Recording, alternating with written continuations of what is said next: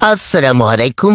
SK প্রবাস তথ্য centre, প্রবাসীদের কথা বলে প্রবাসীদের সাথে চলে। ঢাকায় অবস্থিত মার্কিন দূতাবাস ভিসা আবেদনকারী আরো বেশি সাক্ষাৎকার গ্রহণের নতুন সময়সূচি নির্ধারণ পদ্ধতি চালু করেছে।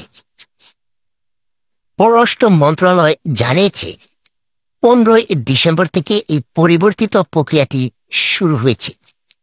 তবে 2025 সালের 2 জানুয়ারি থেকে পূর্ণাঙ্গ সময়সূচি প্রক্রিয়াটি বাস্তবায়ন শুরু হবে।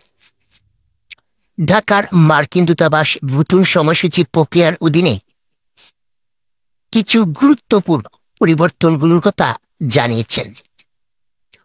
অভিবাসী বিষয়ের জন্য আবেদনকারী সাক্ষাৎকারের দিন একটি বৈধ DS-160 কনফার্মেশন বারকোড নম্বর না থাকে তার তা বাতিল বলে গণ্য হবে, যা দূতাবাস তার সিস্টেমে পুনরুদ্ধার করতে সক্ষম এবং এটি তাদের ঘোষণার সঙ্গে সামঞ্জস্যপূর্ণ। এক্ষেত্রে আবেদনকারীদের তাদের সাক্ষাৎকার পুনর্নির্ধারণ করতে হবে এবং একটি নতুন তারিখ পেতে কয়েক মাস অপেক্ষা করতে হতে পারে। বৈধ DS-160 নিশ্চিতকরণ বারকোড নম্বরটি অবশ্যই আবেদনকারীর অনলাইন প্রোফাইল দৃশ্যমান হতে হবে। ভিসা সাক্ষাৎকারের 1 সপ্তাহ আগে 7 ক্যালেন্ডার দিন অনলাইন প্রোফাইল DS-160 পরিবর্তন হলে নির্ধারিত সাক্ষাৎকারটি বাতিল যাবে।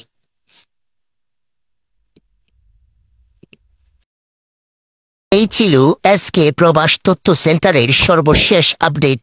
পরবর্তী আপডেট পেতে চাইলে সঙ্গে থাকুন। ধন্যবাদ।